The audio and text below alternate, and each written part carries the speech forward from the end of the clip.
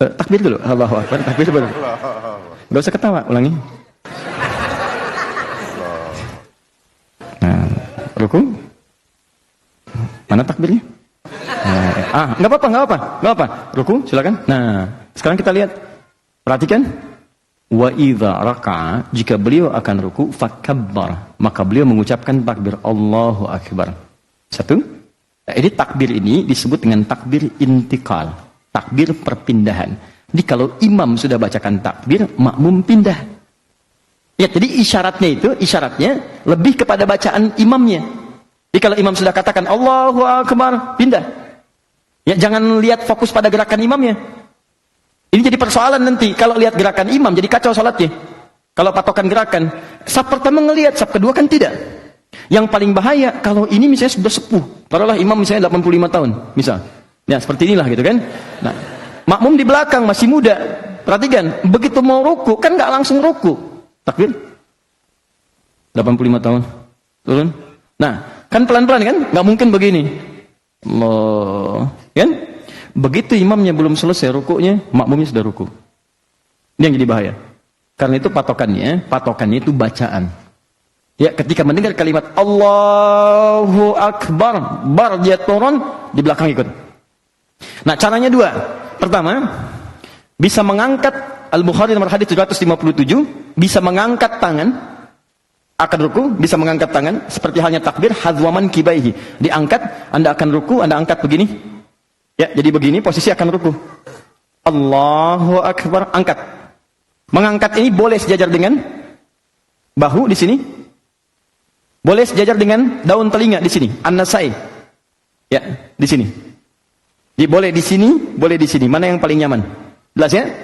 Disilahkan Anda bisa mengangkat tangan, Allahu Akbar, atau tangan tidak diangkat pun tidak ada masalah. Yang penting takbirnya keluar kalimatnya. Jelas ya? Tapi yang paling umum, riwayat-riwayat yang paling banyak itu dengan mengangkat tangan. Ya, sehingga para ulama lebih kemudian memprioritaskan mengangkat tangan dibandingkan yang irsal begini. Jelas ya? Baik. Allahu Akbar, ruku. Anda kesini mas? Nah. Pelan-pelan kita mulai dari punggung sampai dengan kepala. 789 masih di Al-Bukhari sama dengan hadis Muslim nomor hadis 411 ditambahkan dengan keterangan sahabat Ali bin Abi Thalib. Perhatikan baik-baik.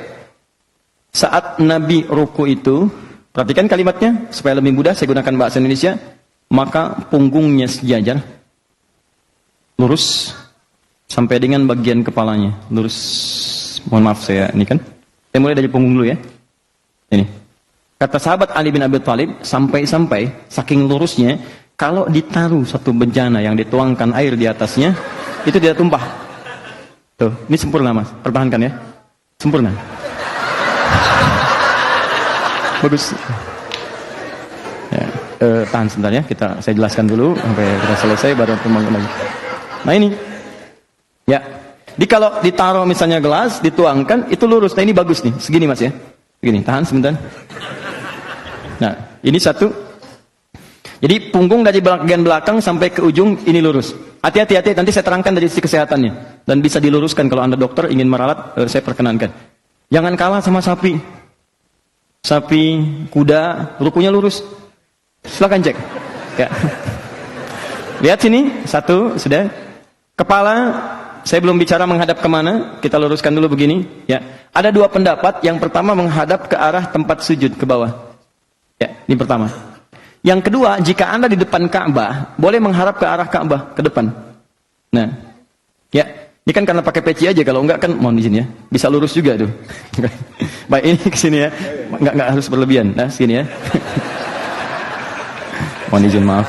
Semoga Allah muliakan antum. Jelas ya? Nah, di antara ke depan dengan ke bawah, mana yang paling diutamakan? Yang paling diutamakan menghadap ke arah ke tempat sujud. Kenapa?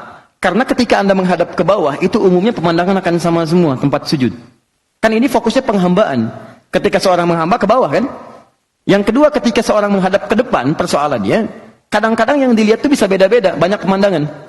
Ka'bah ada tulisan, ada warna, ada orang. Nah, bisa terjadi seperti ini. Nih. Tuh, nengok kanan, nengok kiri gitu kan? Nah, ini jadi persoalan. Jelas ya? Ya kita fokuskan. Lihat sini. Ini sudah selesai. Jadi kalau saya katakan punggungnya rata atau membungkuk? Rata lurus ya. Sampai dengan kepala. Menghadap ke arah apa? Tempat sujud ya. Baik. Sekarang teruskan. Tangan. Telapak tangan diletakkan tepat di lutut. Mana lutut? Kepala, pundak, lutut, Kaki. ya. Fokus. Lihat sini. Bukan naik ke atas di paha atau turun ke betis. Karena ketika Anda naikkan atau turunkan, posisinya akan berubah. Seimbang sekali. Begitu disimpan di lutut, ini seimbang. Turunkan ke bawah, betis. Tuh. Naikkan ke atas paha. Tuh. Dan gak enak. Kembalikan ke lutut. Lurus lagi. Segini. Jelas? Ketiga maaf. Yang jari-jari tangan terbuka. Menggenggam. Bahkan kalimat nabinya, lihat kalimat nabinya. Amkana fis sujud. Atau kalimat amkana fir ruku. Makin sujudak. Kalau Anda menunaikan ruku, kata Nabi, maka tempelkan dengan kuat telapak tangan itu ke lutut Anda. Dikuatkan, ditekan. Jadi kalau orang rukunya benar, itu bagian belakang pasti tegang di sini. Lurus pasti. Ya, jadi ini ketarik nih. Jadi begitu ini ditekan, ini naik ke atas. Lurus. Itu kalau rukunya benar, ini pagal-pagal ini hilang. Pagal hilang, ini lurus, ini baik. Karena ini dipaksa naik gitu. Ini ditekan, ini naik ke atas. Semua otot diluruskan lagi. Kembali seperti semula. Ya, jelas sampai sini? Baik, kemudian lihat sini untuk sikunya, ya. Ini tidak harus menekan langsung ke sini, ya, tapi sedikit ke sini. Keluar sedikit supaya tidak memberikan beban yang berlebihan. Tahan, naikkan lagi sedikit. Nah, segini ya, Mas ya. Fokus, lurus. Kemudian pandangan menghadap ke arah tempat sujud.